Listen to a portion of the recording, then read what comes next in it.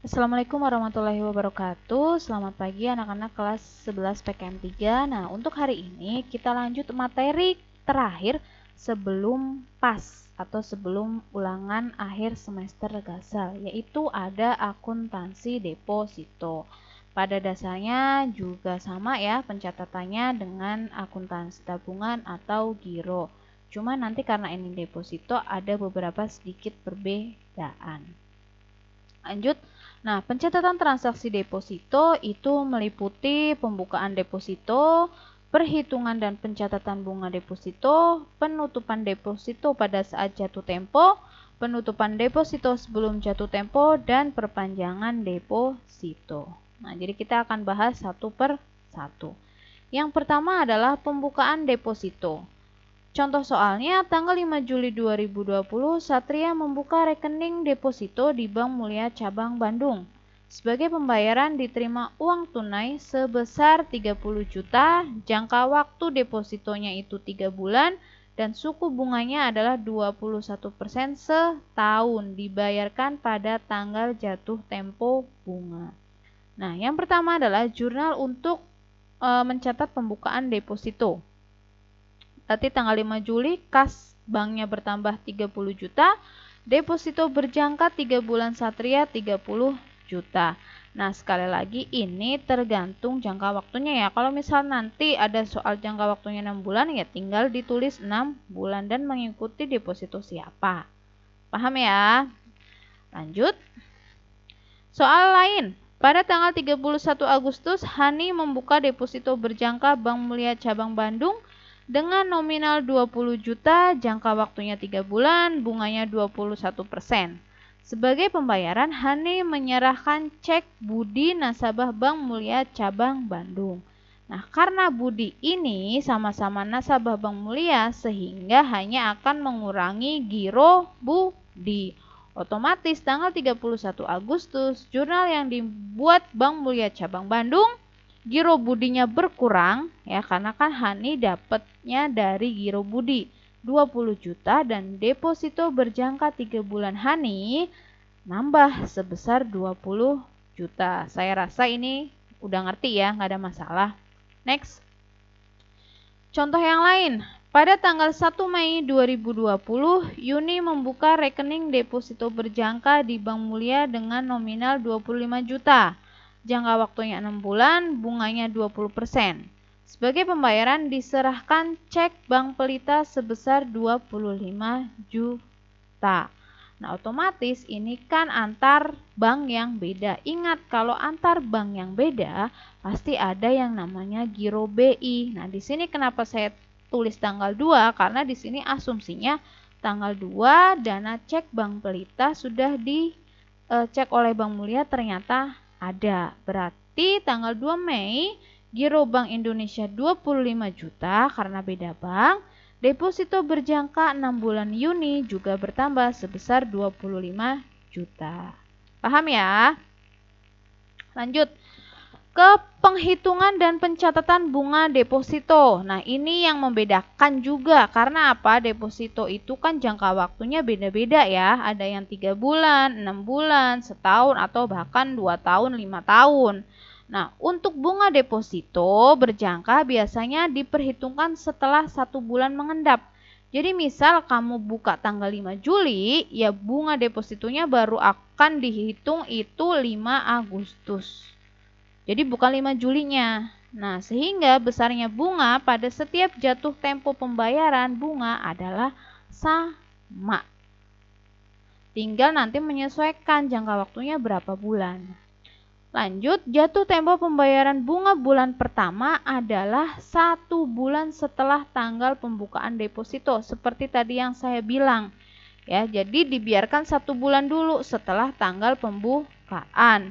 Jatuh tempo yang bulan kedua adalah 1 bulan setelah jatuh tempo bunga bulan pertama dan seterusnya. Nah, kalau misalnya ada kasus pembukaan deposito berjangka terjadi akhir bulan, ya jatuh tempo pembayaran bunganya juga akhir bulan. Jadi bisa dikatakan bunga deposito jatuh temponya tergantung dari kapan pembukaan deposito dilakukan. dilakukan. Jadi menyesuaikan, yang penting jaraknya adalah 1 bulan. Misal, pembukaan deposito jangka waktu 3 bulan. Dibuka tanggal 31 Januari 2020. Berarti jatuh tempo pembayaran bunga deposito adalah 28 Februari. Ingat ya, tanggal ini menyesuaikan tanggal berapa bulannya. Jadi nggak mesti 31 Februari. Kan nggak ada ya tanggal 31 Februari. Kalau akhir bulan ya lihat. Februari hanya sampai tanggal 28. Lanjut Maret tanggal 31. April 30. Nah, jadi perhitungannya seperti itu. Jadi dibiarkan dulu 1 bulan. Jadi 31 Januari tidak dihitung. Dari Februari, Maret, dan April.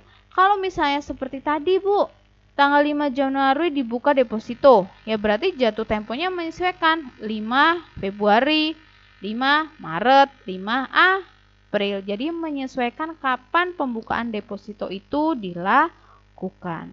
Paham ya? Lanjut, langsung ke contoh soal. Deposito berjangka milik Satria pada contoh sebelumnya ya, yang awal ya, tanggal 5 Juli dengan nominal 30 juta, jangka waktu 3 bulan dan bunga 21%. Satria di sini membuka deposito tanggal 5 Juli. Otomatis jatuh tempo pembayaran bunga pada bulan pertama yaitu jatuh 5 Agustus 2020 dengan rincian 30 juta dikali 1/12 dikali 21%. Sehingga bunga yang akan didapat Satria dari depositonya tanggal 5 Agustus adalah 525. Nah, bunga ini akan selalu sama sampai jangka waktu 3 bulan. Berarti untuk 5 September ya sama 525. 5 Oktober ya sama 525. Dan itu setiap bulannya akan dicatat oleh bank. Kita lihat jurnal yang dibuat Bank Mulia Cabang Bandung. Berarti kan tanggal 5 Agustus bukan tanggal 5 Juli ya, karena jatuh temponya 1 bulan setelah tanggal pembukaan. Berarti di sini yang didebet adalah beban bunga deposito berjangka. Karena bagi bank, bunga deposito adalah beban 525.000. Yang dikredit bunga deposito berjangka yang akan dibayar. Sebesar berapa? 525.000. Ini baru sebatas pencatatan bunga. Jadi di sini bunyinya kan yang belum bunga deposito berjangka yang akan dibayar. Ya, paham ya? Lanjut kita lihat tanggal 6 Agustus. Nah, tadi kan dia ternyata sudah dihitung oleh bank, dapatnya adalah 525. Nah, tanggal 6 Satria ini datang untuk mencairkan bunga yang tadi yang 525. Jangan lupa pada saat pencairan bunga biasanya bank memperhitungkan PPh atau pajak penghasilan sebesar 15%. Kalau tadi kan jurnal pencatatan bunga ya atau jatuh tempo bunganya. Nah, sekarang ada jurnal pencairan bunga deposito tanggal 6 karena dia Satrianya datang tanggal 6. Nah, sehingga bunga deposito yang akan dibayar yang tadinya ada di kredit pada saat pencatatan jatuh tempo bunga pindahin ke debit karena kan sudah diambil.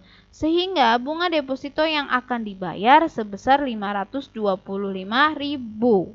Nah, karena dipotong pajak berarti ada utang PPh. Utang PPh-nya sebesar ya 15% dikali bunga tadi 78.750. Sehingga kas bank akan berkurang atau bunga bersih yang akan diterima Satria setelah dipotong pajak yaitu 446.250. Ya, lanjut ya. Tadi kan kita sudah dari Satria datang ke bank untuk mencairkan bunga deposito. Sehingga nanti sampai dia depositonya jatuh tempo, ya dia akan mendapat bunga deposito sama setiap bulannya selama 3 bulan, yaitu 525.000. Lanjut ke penutupan deposito yang telah jatuh tempo. Nah, masih dengan Satria, tadi kan dia membuka deposito 5 Juli 2020. Sehingga dengan jangka waktu 3 bulan. Sehingga jatuh tempo atau dia depositonya habis, jatuh temponya yaitu tanggal 5 Oktober. Yaitu dari Agustus, September, dan Oktober. Yang akan dilakukan adalah pertama, jangan lupa setiap bulan pasti akan selalu ada jurnal untuk mencatat bunga deposito. Ya, berarti di sini karena sudah jatuh tempo berarti tanggal 5 Oktober. Pencatatannya sama seperti tadi awal, pas 5 September. Bunganya tiap bulan dicatat oleh bank dengan akun beban bunga deposito berjangka 525.000 dan bunga deposito berjangka yang akan dibayar sebesar 525.000. Nah, untuk bulan sebelum Oktober, September ya sama seperti ini, cuman di sini 5 September. Lanjut. Jurnal untuk mencatat transaksi penutupan deposito. Nah, otomatis kan tadi baru sebatas mencatat jatuh tempo bunga. Nah, untuk menutup deposito berarti tinggal dibalik. Ya, deposito berjangka 3 bulan Satria, 30 juta. Ya, ini kan 5 Oktober ya, sudah jangka waktunya habis. Deposito berjangka 3 bulan Satria 30 juta, di kreditnya deposito berjangka yang telah jatuh tempo 30 juta. Ingat ya, nominal depositonya itu 30 juta. Jadi bukan 30 juta 525. Itu di luar nominal deposito kalau bunga. Paham ya? Jadi tetap di sini yang ditutup nominalnya adalah 30 juta. Paham ya? Lanjut. Nah, kan tadi baru jurnal penutupan ya, belum jurnal pencairan atau Satria belum menarik nih depositonya dan bunga deposito pada tanggal 5 Oktober. Nah, di sini dikatakan tanggal 6 Oktober 2020 Satria menarik deposito beserta bunganya. Jumlah yang harus dibayarkan Bank Mulia kepada Satria berarti perhitungannya ini bisa dilihat nominal depositonya berapa tadi? Dia buka nominal berapa? 30 juta. Bunga deposito bulan ketiga 525. Jadi bukan diakumulasi dari bulan Agustus ya, karena asumsinya tiap bulan pasti diambil dan dibayar kepada nasabah. Sehingga di sini hanya memperhitungkan bunga pada saat penutupan, yaitu bunga bulan Oktober atau bulan ketiga. Nah, setelah ditambah bunga, depositonya Satria kan 30.525.000. PPh-nya ya sama, dikurangi 78.750. Sehingga jumlah yang harus dibayar Bank Mulia kepada Satria 30.446.250. Itu yang akan diterima Satria tanggal 6. Jurnal untuk mencatat transaksi pencairan atau penarikan deposito Satria bisa dilihat tanggal 6 ya. Deposito berjangka yang telah jatuh tempo, nominal depositonya ya sudah ditarik kan 30 juta. Bunga deposito berjangka yang akan dibayar berapa tadi bunganya? 525. Karena ada pajak ya tinggal utang PPh-nya bertambah 78.750. Kasnya ya berkurang, kasnya bank sebesar berapa? 30.446.250. Jadi ini jurnal pencairan deposito dari Satria. Paham ya? Lanjut. Nah, Bu, gimana kalau nasabah atau Satrianya datang pas pencatatan atau pas jatuh temponya? Nah, misal di sini kan jatuh temponya depositonya Satria kan tanggal 5 Oktober ya.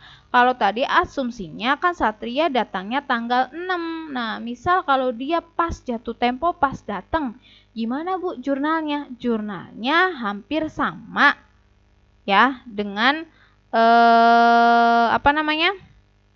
dengan yang tadi, cuma nanti bedanya hanya ada di sini di akun yang pertama ini yang 2. Nah, sehingga kalau tadi kan 6 Oktober.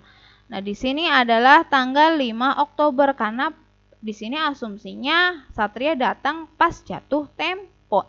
Di sini bukan deposito berjangka yang yang selesai, tapi apa di sini? Deposito berjangka 3 bulan Satria, 30 juta. Nah, di sini juga bukan bunga deposito yang akan dibayar, tapi beban. Karena di sini ingat, di sini tanggal 5 Oktober pas jatuh tempo.